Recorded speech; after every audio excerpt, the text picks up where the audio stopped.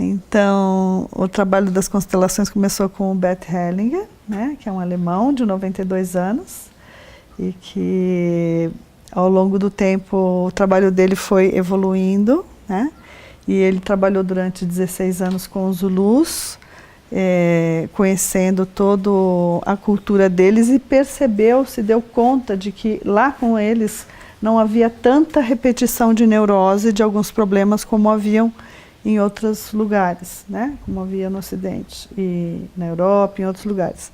Ele trabalhou como missionário e voltou para a Europa e conheceu muitas terapias entre psicanálise, grito primal e as posições das estátuas familiares da Virginia Satir, né? E a constelação é uma síntese de todo o trabalho que ele vem fazendo há muitos anos, né? A constelação, ele entendeu o que é isso, o que ele entendeu? Ele entendeu que existe um sistema que é o inconsciente familiar. Então ele trabalha sobre o inconsciente familiar, e esse inconsciente familiar que é o trabalho das constelações. Esse trabalho do inconsciente familiar, todos nós estamos sujeitos, e ele foi entendendo a questão da ordem, né? Ele foi entendendo essa questão de como que o amor flui melhor. O amor flui melhor, diz ele, se tem ordem. Onde há desordem, o amor não flui, né? Então isso é uma coisa nova para a gente entender, porque saindo do inconsciente individual, da nossa psicoterapia, nosso trabalho de psicoterapia convencional, individual, semanal, é diferente do trabalho das constelações, né? Então esse inconsciente familiar é o foco da nossa atenção. Então quando a gente tem uma questão, quando a gente olha para essa questão, a gente vai entender o que é dentro do sistema, né? Então, o que é um sistema? Tudo nós vivemos em sistema, o nosso corpo é um sistema.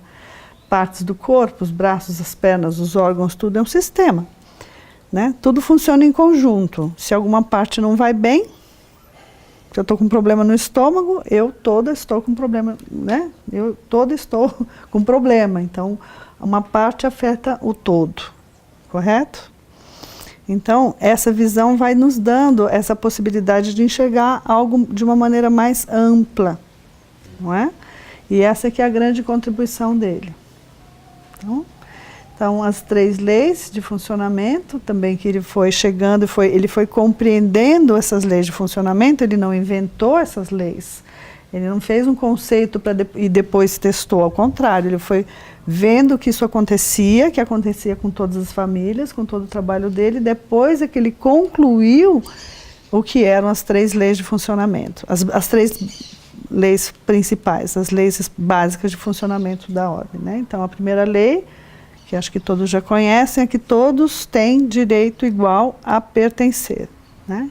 Então, se alguém for excluído, e pode ser em qualquer geração dos nossos antepassados, esta pessoa será posteriormente lembrada por alguém que talvez nem saiba do que se trata, né? Então, a gente soube agora, muito recente, né, Tâmara, de uma coisa trágica, questões de destino trágico também se repetem, né? Como aconteceu com Getúlio Vargas, né? Então, soube recentemente que o filho se suicidou, também por arma de fogo. 97, o filho, e agora o neto, também por arma de fogo, né?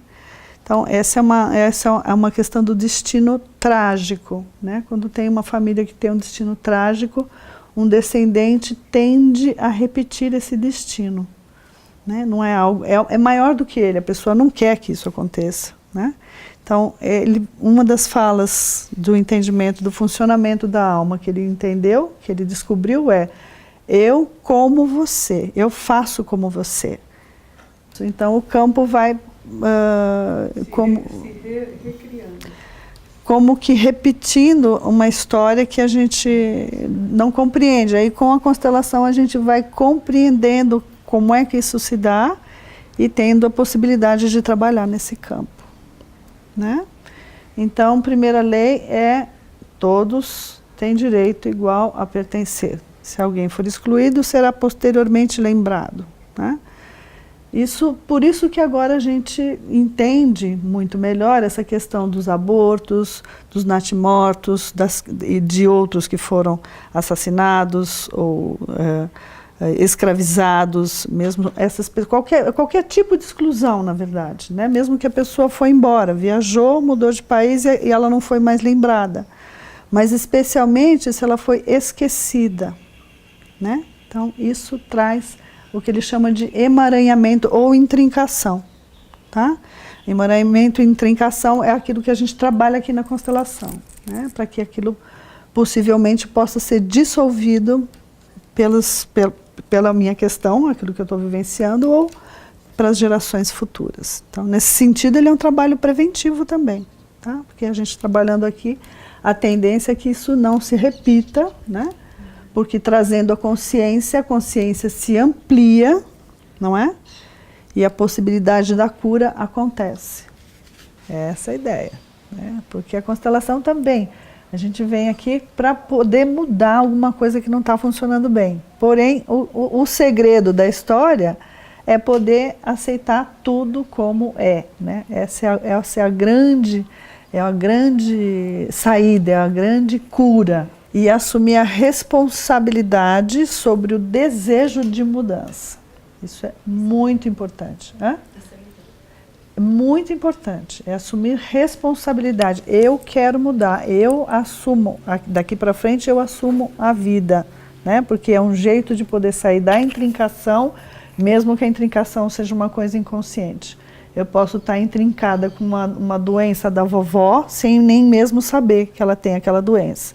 Na constelação as coisas vão se movimentando e aquilo vai tendo uma dinâmica e a gente vai compreendendo, mas dali para frente existe esse desejo e eu assumir essa mudança. Eu por mim e você por você. Essas são as novas falas, existem algumas novas falas das novas constelações que no final a gente diz, então, antes era eu por você ou eu como você.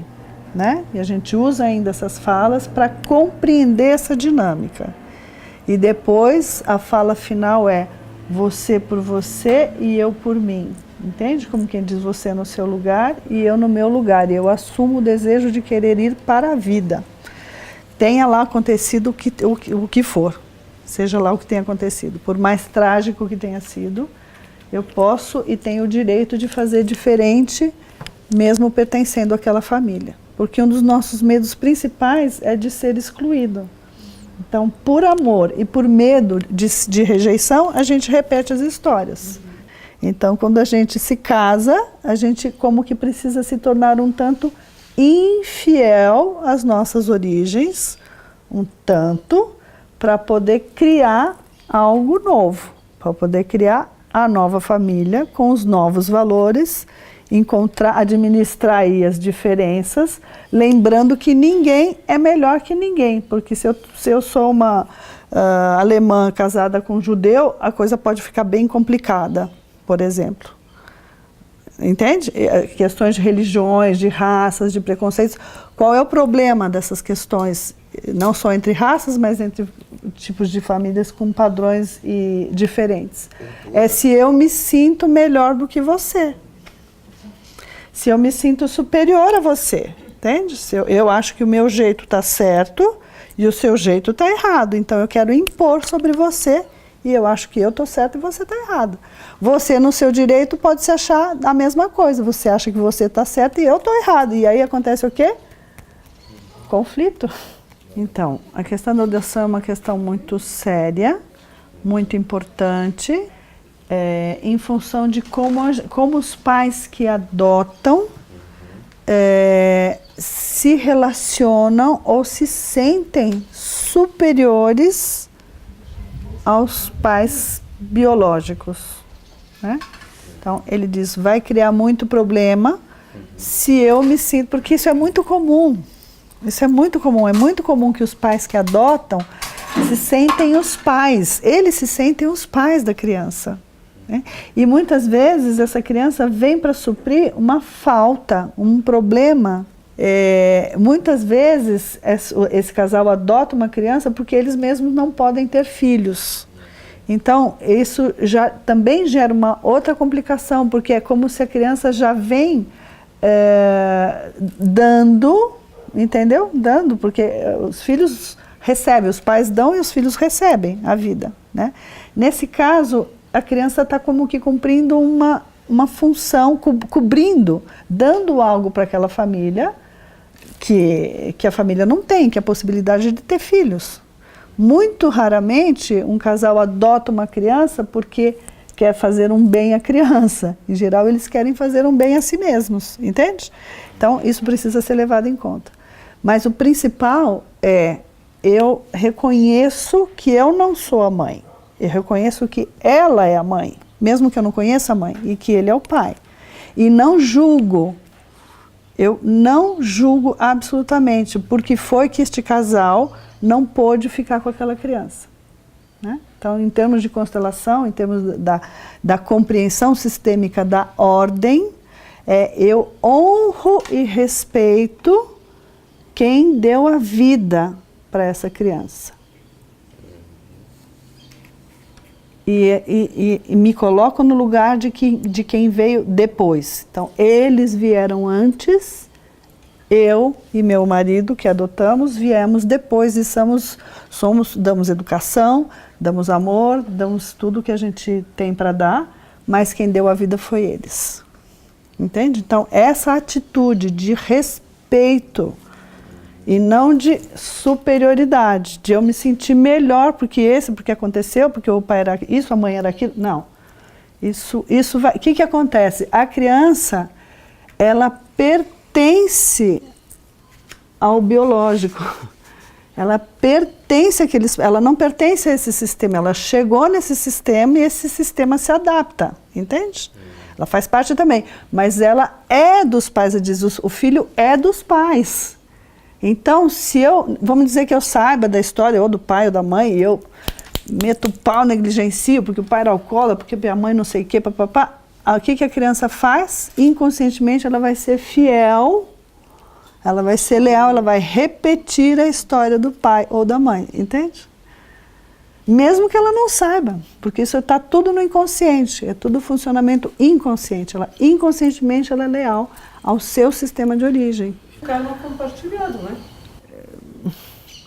Karma compartilhado, quem fala? Os hindus, os Vedas. De uma outra maneira, na China mesmo. É de salvar alguém, pense muito, porque senão vai ficar preso a ele para sempre. Olha lá. Vamos ver se é para carregar isso. Então, é uma questão. Karma compartilhado. Mas aqui parece que a gente não tinha essa visão, né? Não tem. Né? Mas, a visão aqui é muito mais egoísta e monetarista, né? Olha o julgamento, presta atenção ao julgamento. Cuidado com o julgamento. Olha, o Bert diz assim, qualquer julgamento já é uma exclusão. Isso é o Bert que fala, não sou eu não. Estou repetindo as palavras dele. É porque a gente está muito acostumado a bom, mal, certo, errado, superior, inferior, melhor, pior. Entende? Então, mudar isso é um trabalho. Vamos trocar a palavra difícil por desafiador? Entende? Então, assim, como é que a gente sabe se uma coisa é dentro da visão sistêmica? Se algo é bom ou não bom, é pelo resultado, né?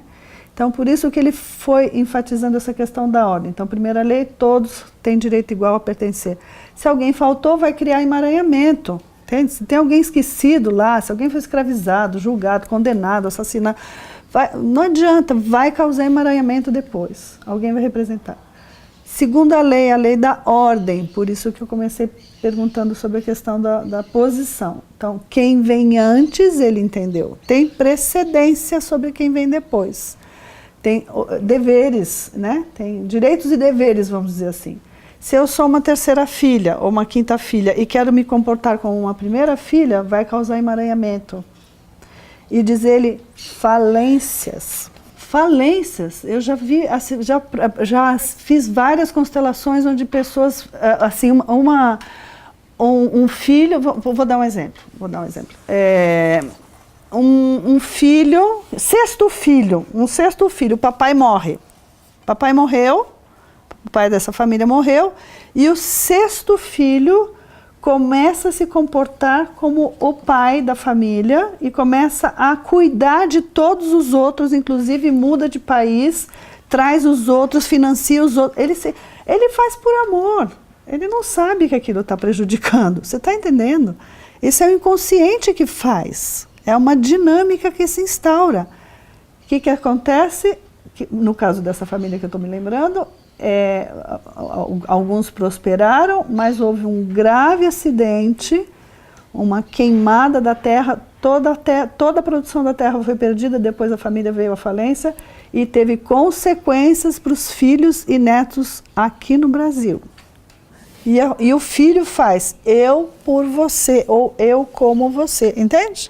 Então aquilo que não é resolvido numa geração, passa para a geração seguinte. Voltando então só para as leis. Então, a primeira lei é pertencimento, a segunda lei é a ordem e a terceira lei é do equilíbrio, né? Equilíbrio entre dar e receber.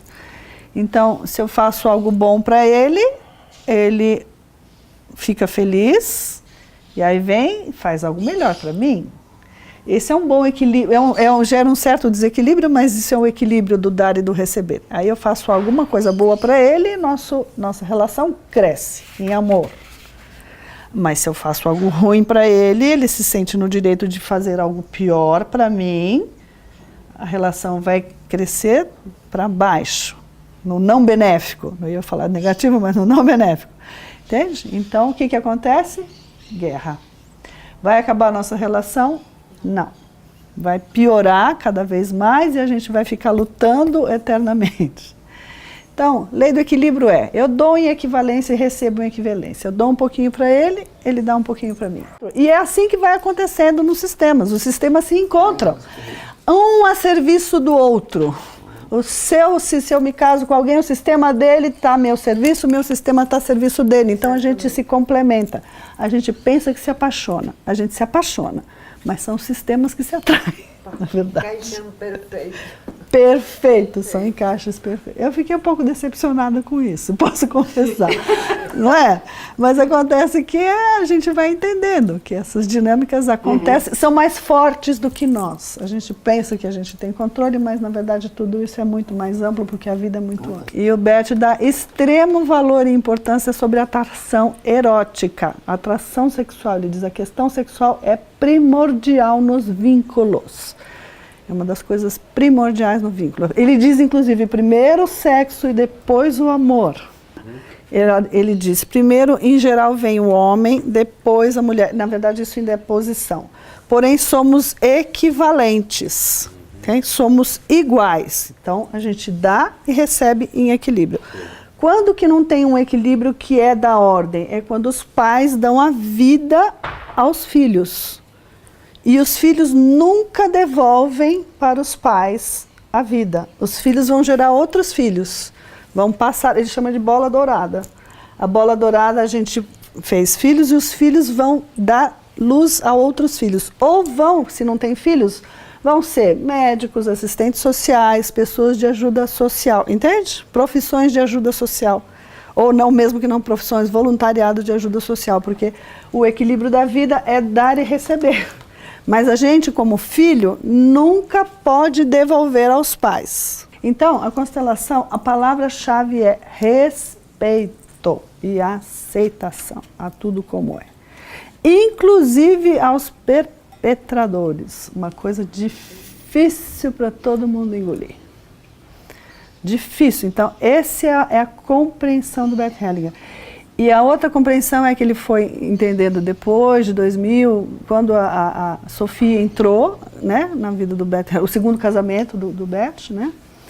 E aí algumas coisas foram mudando, então a forma de trabalhar as constelações foi se modificando, né? E a partir de 2005 ele foi entendendo que não precisava mexer muito, que o campo vai se montando e vai movimentando sozinho, com pequenos ajustes e pouquíssimas palavras, como essas: eu por você, ou eu como você. Ou seja, eu faço como você, eu sofro como você, se eu tenho aquela mesma doença ou aquele mesmo padrão. Eu como você. Ou se eu tenho um destino trágico, né, até primos, na verdade, né? Mas isso vai dando consciência, e essa consciência que vai se ampliando, vai fazendo o movimento do campo praticamente sem palavras. É um mistério. E é o que nós vamos trabalhar aqui. A gente vai trabalhar. Eu estou trabalhando com cada vez menos palavras, mas ainda uso palavras, ainda uso um sistema mais ou menos misto, né? Mas a gente está aprendendo a evoluir para eles chamam de constelações do espírito, tá? Primeiro eram as constelações com todos aqueles movimentos, todas aquelas pessoas, todas aquelas palavras, todas aquelas reverências. Hoje em dia parece que nem reverência precisa mais, tá? Então é muito novo, e ele foi entendendo, depois que ele conheceu o Sheldrake, o Rupert Sheldrake, que fala sobre os campos morfogenéticos, ele foi compreendendo que não precisa fazer quase nada. O constelador dá uma frase, por exemplo, mas às vezes nem precisa aquela frase, a própria pessoa, o movimento que vai acontecendo entre as pessoas sem nenhuma palavra, todo mundo vai entendendo e aquilo tudo já faz um efeito de cura, né? Então, só um primeiro movimento, aquela ideia do efeito dominó mesmo, você dá um primeiro start e aquilo tem uma reverberação e vai mudando a nossa consciência. E mudando a nossa consciência, muda o campo da nossa família. Entende? Dentro da aceitação e do não julgamento.